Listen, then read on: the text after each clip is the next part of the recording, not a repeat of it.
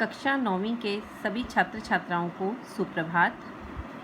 आपके सिलेबस को बेटा आगे बढ़ाते हुए आज हम आपकी व्याकरण पुस्तिका का जो नेक्स्ट चैप्टर है अपठित काव्यांश, पहले आपको करवाया गया था अपठित गद्यांश और आज है अपठित काव्यांश, ये करवाया जाएगा। अपठित काव्यांश यानी ऐसा काव्यांश जो पहले ना पढ़ा गया हो। इसे परीक्षा में शामिल करने का मुख्य उद्देश्य विद्यार्थियों की मानसिक योग्यता तथा लेखन कौशल क्षमता का विकास करना है, जो काव्यांश हमने पहले नहीं पढ़ा हो। अपठित काव्यांश हल करते समय निम्नलिखित बातें ध्यान में रखनी चाहिए। अगर आपको आपकी परीक्षाओं में अपठित काव्यांश आता है, कुछ कविताएं तो जो आपके सिलेबस में होती हैं आप वो पढ़ते हो, लर्न करते हो, आपको समझाई जाती हैं, उनके मीनिंग बताए जाते हैं और उनके जो कठिन शब्द हैं उनके अर्थ समझाए जाते हैं, आप प्रश्न उत्तर करते हो, तो आपको जो भी आपके सिलेबस से रिलेटेड कविता होती है वो होती है पठित कविता, वो करवाई जाती है। तो आप उसका जो आसानी से अर्थ समझा दोगे कि क्या बताया है कवि ने। पर जो अपठित हो गई, जिसको आपने पहले पढ़ा ही नहीं है, तो उसका आपको अर्थ खुद समझना पड़ेगा, जिसके लिए आपको हिंदी भाषा का पूर्ण रूप से ज्ञान होना चाहिए। तो पहले इसके लिए ध्यान में रखने योग्य जो बातें हैं यहाँ पर लिखी हुई हैं। अपठित काव्यांश हल करते समय निम्नलिखित बातें ध्यान में रखनी चाहिए।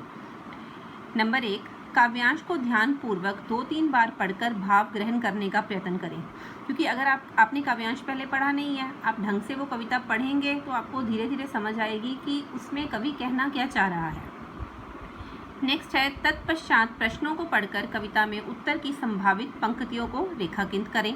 फिर आपने जब कविता 2-3 बार पढ़ी, फिर आपने उनके प्रश्न पढ़े और आपको जहाँ पर लग रहा है कविता में कि इस प्रश्न का उत्तर कहाँ पर है, उसको आप अंडरलाइन कर लो। उत्तर देते समय सरल एवं स्पष्ट भाषा तथा छोटे छोटे वाक्यों का प्रयोग करें। जब आप उत्तर लिख रहे हैं, आपको समझाने का आपका अर्थ बिल्कुल सरल और स्पष्ट होना चाहिए। शीर्षक का चयन करते समय सरलता, आसानी, सरलता का अर्थ है संक्षिप्तता, संक्षेप होना चाहिए, छोटे से छोटा। स्टीक कि आपको पता होना चाहिए जो उसमें बताया गया है वही आपने शीर्षक बताना है जिस विषय पर बात हो रही है। तथा सार्थकता का ध्यान रखना है कि आपका जो शीर्षक है वो सार्थक होना चाहिए, आपकी कविता के बिल्कुल अनुसार होना चाहिए। अनावश्यक एवं अत्यधिक कठिन शब्दों का प्रयोग ना करें। ये छोटे छोटे नियम हैं जो आपको अपठित काव्यांश को सॉल्व करने के लिए आपको बहुत ही आसानी से आप उसको सॉल्व कर सकते हो, आपकी सहायता करेंगे।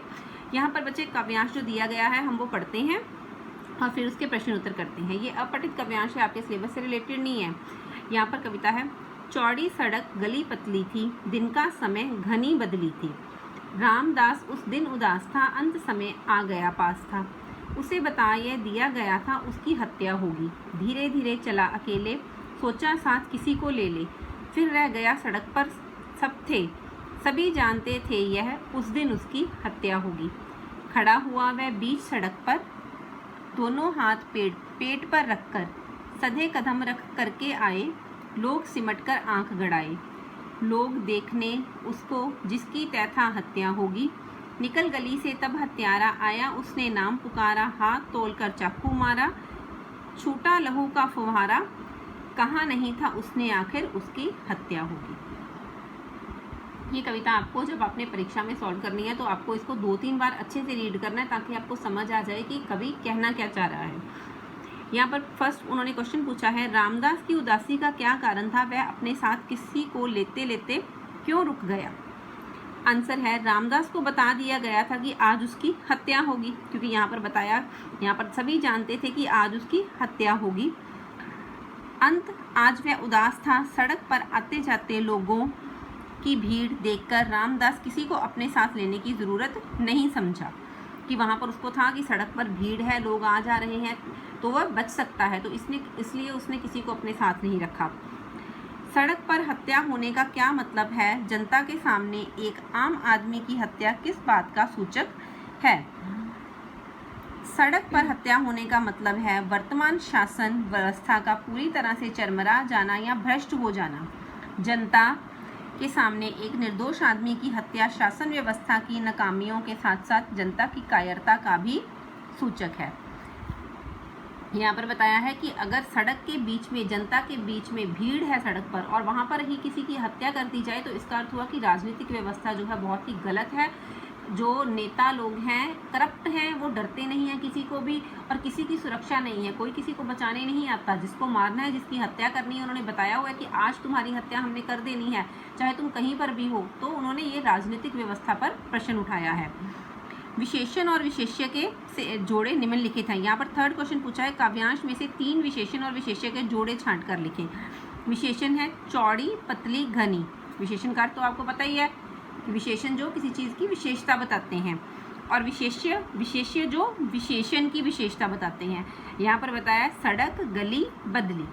तो यहाँ पर हमने आपको अपठित काव्यांश करवाया और यहाँ पर इससे रिलेटेड उसके प्रश्न बताए हैं। अगर आप काव्यांश को 1 बार, 2 बार, 3 बार पढ़ोगे, यहाँ पर इसमें से कोई भी शब्द ऐसा नहीं है जो आपको डिफ़िकल्ट लगे, मुश्किल मुझे कुछ भी नहीं इसमें से लग रहा। सारे शब्द बहुत ही स्पष्ट हैं, क्लियर हैं, आपको अच्छे से समझ आ जाएंगे, और जो क्वेश्चन आंसर हैं वो भी आपके क्लियर हैं। तो इसी प्रकार आपने बच्चे ये अपठित काव्यांश जो आपके सिलेबस का मुख्य अध्याय है, और इसमें आपको मार्क्स जो है बेटा बिल्कुल फ्री के मिलेंगे। आपका जो इसके आपके क्वेश्चन के आंसर जो हैं सरल और स्पष्ट भाषा का प्रयोग करते हुए आपने बिल्कुल क्लियर आंसर लिखने हैं, और ये बिल्कुल आपके फ्री के नंबर हैं, इसलिए आप इस चैप्टर को बिल्कुल नहीं छोड़ेंगे और अच्छे से करेंगे। धन्यवाद।